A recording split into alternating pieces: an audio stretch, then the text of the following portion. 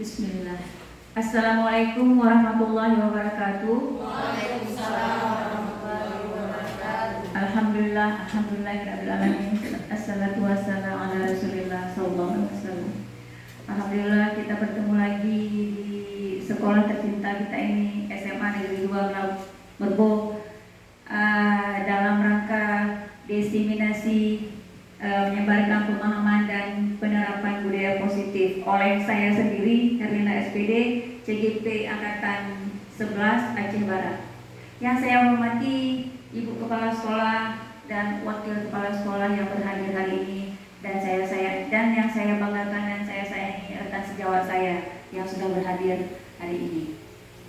Urutan acara kita hari ini Bapak Ibu adalah pembukaan oleh saya sendiri dan menyanyikan lagu Indonesia Raya, acara inti, tanya jawab, dan penutup yang sebentar lagi akan segera kita laksanakan. Diharapkan kepada Bapak dan Ibu yang berhadir untuk berdiri dan dalam rangka menyanyikan lagu Indonesia Raya.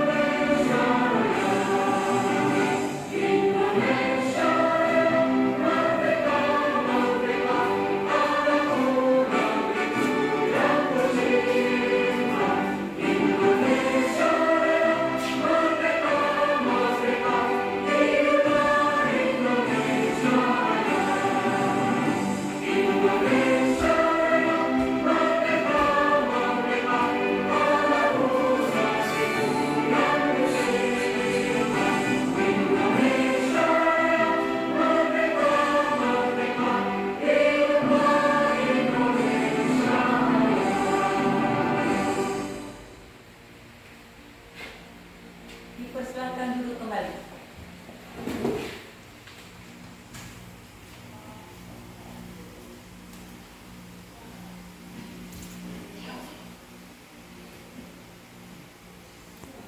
Assalamualaikum warahmatullahi wabarakatuh. Sudah kita jalani serangkaian acara tadi, menyanyikan lagu wajib nasional yaitu Indonesia Raya. Hari ini saya akan menyebarkan pemahaman penerapan budaya positif, yaitu diseminasi, yang merupakan sebagai satu bahan yang wajib untuk saya upload di LMS CGP Angkatan 11.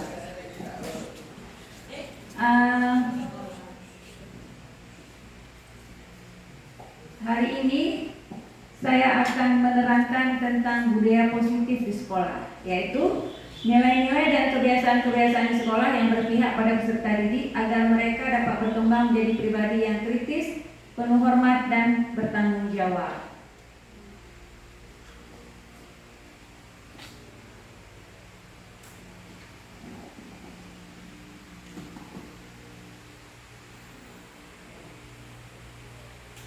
Nggak mau jalan saya. Selanjutnya, perubahan paradigma. Paradigma itu adalah cara pandang ya Bapak Ibu ya. Paradigma untuk membangun budaya positif, sekolah perlu menyediakan lingkungan yang positif, aman, dan nyaman agar murid-murid mampu berpikir, bertindak, dan mencipta dengan merdeka, mandiri, dan bertanggung jawab. Lazimnya disiplin dikaitkan dengan kontrol. Dalam hal ini kontrol guru dalam menghadapi murid. Ini ada satu cerita yang mungkin bisa kita praktekkan. Anda dan teman Anda akan melakukan kegiatan coba buka. Anda adalah A. Tugas Anda adalah mengepalkan salah satu tangan Anda. Coba ibu kita kepalkan tangan. Ya. Salah satu, coba Anda bayangkan bahwa Anda menyimpan sesuatu yang sangat berharga di dalam kepala tangan Anda. Anda perlu menjaga benda tersebut sekuat tenaga Anda, karena begitu pentingnya untuk kehidupan Anda. Tugas rekan Anda B adalah mencoba dengan segala cara untuk membuka kepala tangan Anda. Teman Anda B boleh membujuk, menghardik, mengintimidasi, memarahi, menggoda, menggeletik, bahkan menawari Anda uang agar Anda bersedia membuka kepala tangan Anda. Cobalah lakukan kegiatan. Cobalah buka di atas dengan D secara bergantian. Masing-masing A dan D memiliki waktu 30 detik. Coba Bapak Ibu. Ya. Saling membuka. Ibu Aisyah membuka tangan Ibu ini. Ya. Pak Haji buka sendiri aja, nggak apa-apa.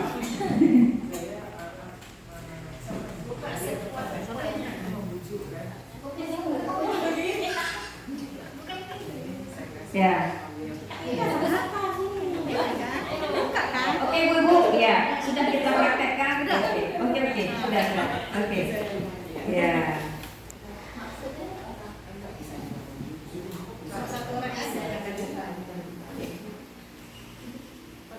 Oke, maksud tadi itu ibu-ibu kan? Siapa yang memegang kontrol tangan tadi yang untuk dibuka siapa? Saya. Begitulah caranya. Maksudnya ini apa? Untuk apa tadi? Paradigma daripada budaya positif sekolah tadi, Bapak Ibu. Ya, oke. Menurut KHD, tujuan pendidikannya itu KHD. Ibu kenal KHD, Ibu? Kenal? Iya, Ki Hajar Dewantara. Ki Hajar Dewantara itu Indonesia sudah memberikan gelar kepada KHD itu Bapak Pendidikan Indonesia. Jadi menurut KHD Bapak Ibu, tujuan pendidikan itu adalah menuntun segala kodrat yang ada pada anak-anak agar mereka dapat mencapai keselamatan dan kebahagiaan yang setinggi-tingginya, baik sebagai manusia maupun sebagai anggota masyarakat. Oleh sebab itu, pendidik itu hanya dapat menuntun tumbuh atau hidupnya kekuatan kodrat yang ada pada anak-anak agar dapat memperbaiki lakunya. Lakunya itu maksudnya hidup dan tumbuhnya kekuatan kodrat anak. Jadi kita sebagai guru itu hanya bisa menuntun anak-anak, Bapak Ibu. Jadi tidak bisa kita membuat anak itu menjadi insinyur, dokter, itu nggak bisa. Cuma kita hanya bisa menuntun kemana kemampuan dia, apa namanya tuh Bu sekarang? Kalau bahasa Inggris itu talenta, kalau bahasa Indonesia apa? Bakat. Bakat. Bakatnya itu yang kita munculkan sehingga kita menuntun dia untuk menjadi apa dirinya. Ya. Selanjutnya, berarti yang mengepal tangan tadi itu yang mengontrol supaya tidak dibuka. Perubahan paradigma teori kontrol, ilusi kontrol.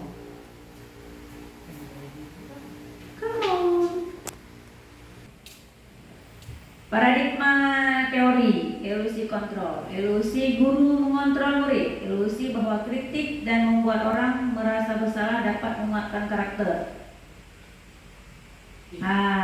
Ini maksudnya membuat orang merasa bersalah. Ini bukan misalnya seperti ini, anak-anak kita tolak gitu kan, misalnya kan. Udah tuh kita bilang seperti ini, jangan bilang kamu ini tolak aja tiap hari. Maksudnya seperti ini Bu kalimatnya. Aduh Vina, kok kamu telat hari ini? Tapi nggak apa-apa. Ibu pasti tahu alasan. Ibu pasti kamu punya alasan kenapa kamu pergi telat. Seperti itu. Ini dia Bu yang ini. Ya, ilusi bahwa kritik dan membuat orang merasa bersalah dapat menguatkan karakter. Jadi dengan tidak kita membuat malu siswa, dia mempunyai karakter yang jujur, ya kan? Karena kita tadi tahu, kamu pasti ada alasan kenapa kamu telat. Jadi dia jujur mengatakan kepada kita, tidak berbohong. Nah, seperti itu Bapak Ibu. Ilusi bahwa semua penguatan positif efektif dan bermanfaat sudah dipraktekkan. Semoga ke depan kita akan praktekkan. Ilusi bahwa orang dewasa memiliki hak untuk memaksa. Kita sebagai guru ada hak untuk memaksa anak-anak. Tapi paksanya jangan paksa-paksa kali ya Bapak Ibu. Karena ini kurikulum merdeka. Silakan masuk Bu. Perubahan paradigma, stimulus, respon, teori kontrol. Siapa sesungguhnya yang memiliki kontrol? Stimulus respon, kita mencoba mengubah agar perpandangan sama dengan kita. Perilaku buruk dilihat sebagai suatu kesalahan. Orang lain bisa mengontrol saya bisa mengontrol orang lain. Pemaksaan ada pada saat bujukan gagal. Model berpikir menang kalah. Teorinya, kita berusaha memahami pandangan orang yang lain tentang dunia. Semua perilaku memiliki tujuan. Ya, seperti tadi ya Ibu-ibu. Dia bandel, dia telat, dia tidak memiliki PR. Pasti dia memiliki tujuan. Hanya Anda yang bisa mengontrol diri Anda. Anda tidak bisa mengontrol orang lain. Kolaborasi dan konsensus menciptakan pilihan-pilihan baru. Model berpikir menang-menang. Jadi nggak ada menang kalah ya Bu. Menang-menang. Betul apa betul? Bukan betul apa enggak? Nah itu. Apa makna disiplin? Mari kita lihat. Iya. Makna disiplin itu, kesimpulan makna disiplin adalah sesuatu yang dilakukan seseorang pada orang lain untuk mendapatkan kepatuhan. Kecenderungan umum adalah menghubungkan kata disiplin dengan ketidaknyamanan, bukan dengan apa yang kita hargai atau pencapaian suatu tujuan mulia. Lalu, disiplin adalah kemampuan memerintah diri sendiri dalam mengontrol dan menguasai diri untuk memilih tindakan yang mengacu pada nilai-nilai yang kita hargai dengan penuh tanggung jawab tanpa terperintah orang lain. Maksud dari nilai-nilai yang kita hargai adalah nilai-nilai kebajikan, sifat-sifat positif manusia yang merupakan tujuan mulia yang ingin dicapai setiap individu. Nilai-nilai kebajikan yang ingin dicapai oleh setiap anak Indonesia kita kenal dengan profil pelajar Pancasila. Jadi kadang-kadang kita sering mendengar profil pelajar Pancasila. Apa sih isinya profil pelajar Pancasila itu? Jadi Bu, Bapak, profil pelajar Pancasila itu berisi beriman, bertakwa kepada Tuhan Yang Maha Esa dan berakhlak mulia, mandiri, bernalar kritis, berkebinekaan global, bergotong royong dan kreatif. Itu ada dalam lagunya ya Bapak Ibu ya. Teori motivasi perilaku manusia. Motivasi perilaku manusia itu ada 3 teori. Ada 3 faktor Bu. Ada faktor eksternal, eksternal 2, internal 1. Jadi motivasi eksternalnya itu untuk menghindari ketidaknyamanan hukuman, apa yang akan terjadi apabila saya tidak melakukannya, untuk mendapatkan imbalan dan orang lain, institusi apa yang saya dapatkan apabila saya melakukannya, untuk menghargai diri sendiri. Saya akan menjadi orang yang seperti apa bila saya melakukannya. Nah ini adalah motivasi perilaku manusia. Motivasi perilaku manusia itu didasari oleh beberapa kebutuhan dasar manusia Bu. Contoh seperti cinta kasih atau diterima, kekuasaan, kesenangan, kebebasan, dan survival. Survival ini gini ceritanya Bu, kalau survival itu seorang korban tsunami, dia kena ombak besar dan akhirnya dia nyangkut di pohon kelapa. Nah, itu namanya survival. Bisa hidup dalam keadaan genting, bisa oke. Kebutuhan dasar manusia itu terdiri dari 5. cinta kasih diterima, penguasaan, kebebasan, kesenangan, survivor. Jadi ibu-ibu kan, kalau kebutuhan dasar manusia yang ada sama anak-anak kita tuh, misalnya anak kita tuh bandel, ibu. Misalnya dia itu lempar-lemparan buku di depan kita, misalnya, atau lempar-lemparan alat tulis di depan kita. Jadi selidik punya selidik yang udah diteliti sama peneliti-peneliti pendidikan. Jadi itu salah satunya itu adalah kesenangan. Mereka tuh kesenangan tuh, melanggar hukum tuh kesenangan. Seperti itu. Habis itu contoh seperti ada misalnya ada anak murid kita si A dan si B. Si B ini dibully sama si A. Jadi itu kebutuhannya itu penguasaan. Dia menguasai temannya. Seperti itu. Contoh kasus dalam konteks penerapan disiplin kasus tadi ya Bu ya. Coba kita baca sama-sama ya Bu. Guru Ibu Ani, guru kelas 5 di SD Pelita Hati, sedang bingung menghadapi ulah salah satu murid di kelasnya. Agus, beberapa anak telah datang dan mengeluhkan Agus yang seringkali meminta bekal makan siang mereka dengan paksa. Jika Anda menghadapi situasi seperti Ibu Ani, apa yang Anda lakukan? Ya. Nah, beberapa jawaban apabila Agus karena ia lapar dan orang tuanya tidak melakukan bekal makanan siang, kebutuhannya adalah bertahan hidup.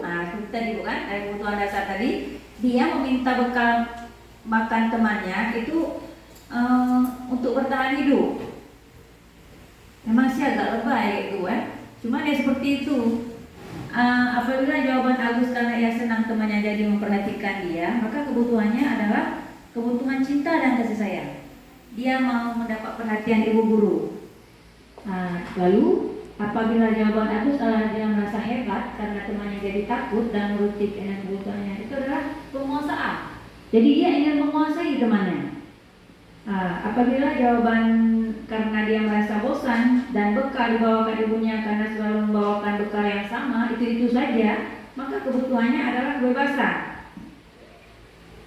Yang terakhir, apabila jawaban Agus adalah karena iseng saja dan dia membuat ekspresi wajah temannya yang kesal karena diambil makanannya, maka kebutuhannya adalah kesenangan. Berarti dia senang melihat kawannya susah, senang melihat wajah kawannya itu menangis atau memelas atau mengharap belas kasihan dia supaya jangan diganggu dan makanannya diambil oleh Agus. Oke. 5 posisi kontrol guru. Jadi kita Bapak Ibu itu mempunyai posisi, yaitu yang pertama penghukum, yang pertama pembuat merasa bersalah, teman, pemantau, dan manajer. Ya, coba kita lihat ya Bu ya, penghukum itu seperti apa, pembuat merasa bersalah seperti apa, dan manajer itu seperti apa. Oke, ini dia Bapak Ibu. Nah, kalau dia menghukum, jadi seperti ini ya Bapak Ibu. Kalau menghukum itu anak-anak tuh merasa malu, merasa sedih, ya kan, sakit hati. Itu dia di penghukum. Tapi kalau di pembuat rasa bersalah, biasa anak-anak timbul kejujuran, timbul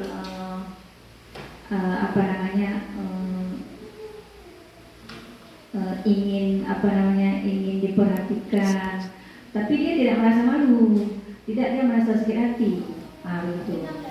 Dan kalau teman ini lebih ke mencari solusi. Kalau pemantau itu lebih menanyakan anak-anak udah tahu peraturan apa belum, seperti itu. Dan manajer itu adalah menguatkan pribadi anak-anak tadi yang berulah. Ya. Pernyataan-pernyataan siapa yang mengatakan. Jadi ini Bapak Ibu pernyataan-pernyataan yang kita bilang tadi untuk posisi kontrol dulu Bapak Ibu. Jadi kalau saya kecewa sekali dengan kamu, ini pembuat rasa bersalah. Jadi anak-anak bisa sedih, bisa seperti apa ya? Kadang-kadang bisa jadi dia, aduh gimana ya? Seperti itu. Penghukum lagi, teman, ayolah lakukan ini Bapak Ibu. Kalau pemantau, apakah kamu mau mendapatkan stiker bintang hari ini? Kalau manajer, bagaimana kamu bisa menyelesaikan masalah itu lebih ke anak-anak diajak untuk menyelesaikan masalah yang dia buat sendiri. Penghukum itu kamu selalu paling terakhir, jadi anak-anak merasa ciut nyalinya seperti itu. Dan semoga saja Bapak Ibu kita menjadi manajer buat anak-anak kita. Oke, budaya positif. Budaya positif itu sepertinya sudah kita lakukan, cuma mungkin kita belum konsisten dalam melakukannya, dan semoga dengan pemahaman yang saya sebarkan ini bisa kita lakukan bersama-sama. Jadi budaya positif itu lingkungan positif, keyakinan kelas, dan peraturan kelas. Oke Bapak Ibu, saya akan menjelaskan tentang keyakinan kelas dan peraturan kelas. Oke, peraturan kelas itu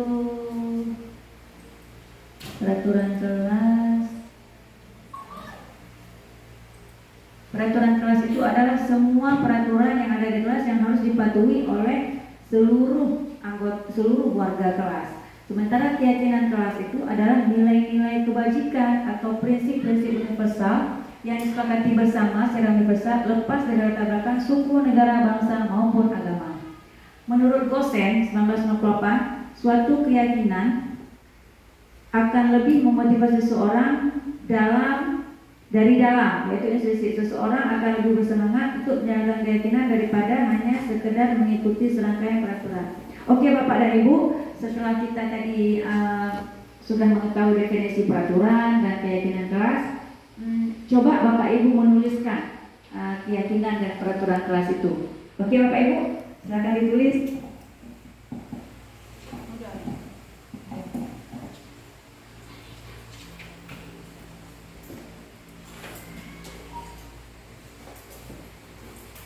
Bapak Bu, silakan didiskusikan peraturan apa yang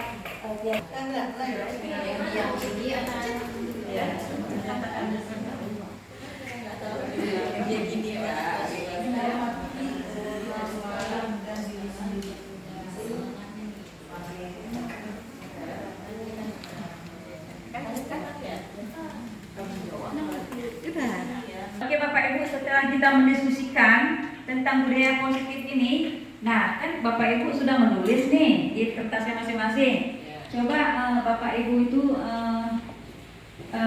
tempelkan keyakinan dan peraturan kelas yang sudah kita diskusikan tadi. Oke, silakan Bapak Ibu ditempel di papan tulis kita. Ya.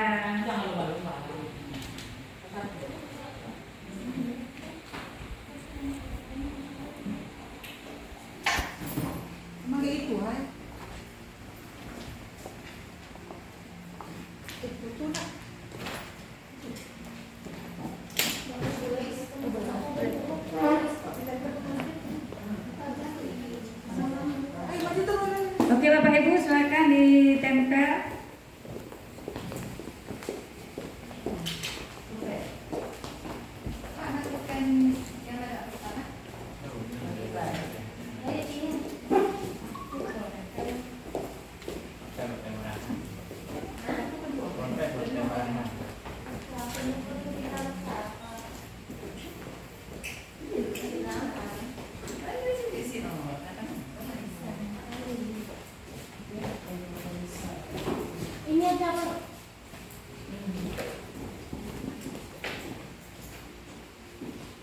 Ya, terima kasih Bapak Ibu yang sudah mendiskusikan tentang peraturan dan keyakinan. Nanti untuk ke depan bisa kita aplikasikan di kelas kita masing-masing ya Bapak Ibu. Karena dengan adanya peraturan dan keyakinan ini, kadang-kadang anak-anak semangat ya Bapak Ibu. Oke, mari kita bacakan yang sudah Bapak Ibu tulis tadi, hasil daripada diskusi kita. Peraturan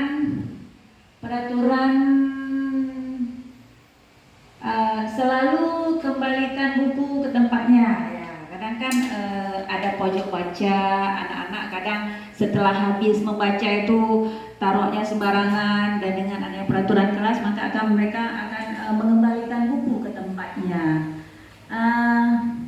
Habis itu jangan berlari di kelas. Nah, jangan berlari di kelas. Jangan berlari di kelas itu juga salah satu peraturan. Gunakan masker ya, seperti di tahun 2012 COVID ya Bu, semua anak-anak harus menggunakan masker. Semua warga kelas hendaknya ikut berkontribusi dalam membuat kegiatan kelas lewat curah pendapat. Ya, biasa curah pendapat sama wali kelasnya ya Bu. Dan dilarang menggunakan narkoba, itu juga peraturan kelas. Nah, kalau peraturan itu dia bukan nilai, tapi kalau keyakinan kelas dia adalah nilai. Contohnya seperti tanggung jawab. Tanggung jawab itu seperti tadi mengembalikan buku itu juga tanggung jawab, ya kan? Menghormati orang lain dan diri sendiri itu juga keyakinan.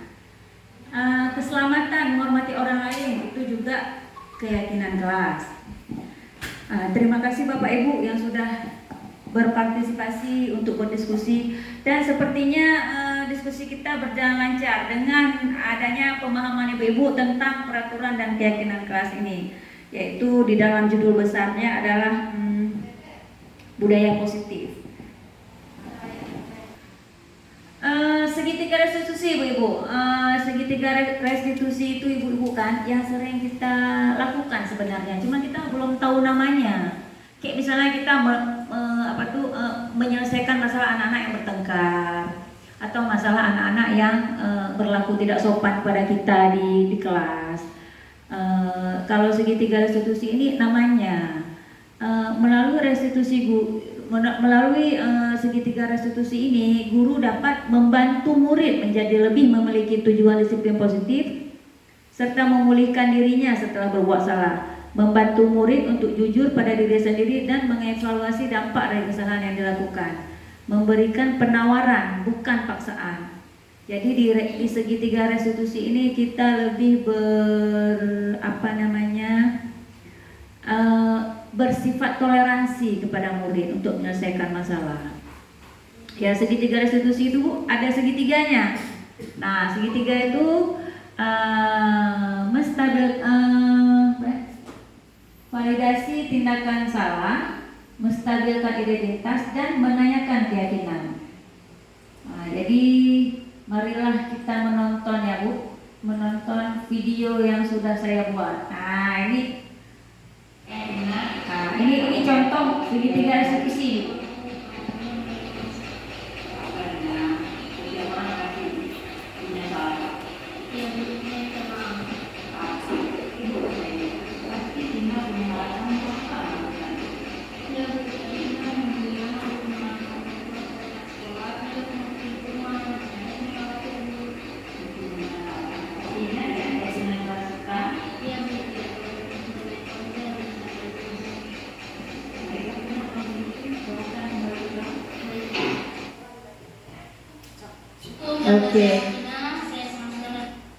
Oke, demikianlah segitiga restitusi yang sudah saya praktekkan, dan terima kasih atas kehadiran Bapak Ibu dan sudah berpartisipasi di acara diseminasi saya penyebaran pemahaman disiplin positif, dan semoga acara kita bermanfaat. Lebih dan kurang saya mohon maaf. Assalamualaikum warahmatullahi wabarakatuh.